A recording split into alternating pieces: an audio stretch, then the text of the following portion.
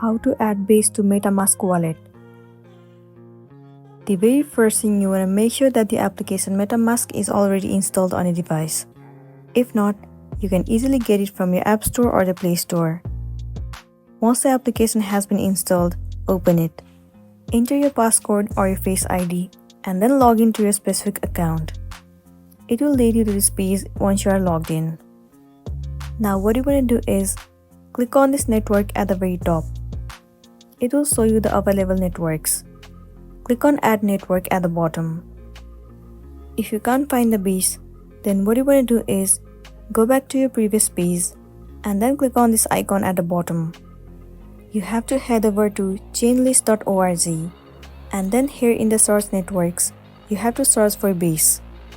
Once you have searched for the base, what you want to do is click on Add to MetaMask. Once you click on Add to MetaMask, your base network will be successfully added to your MetaMask and then you'll be good to go. So that's all for today, and this is simply how you can add base to MetaMask wallet.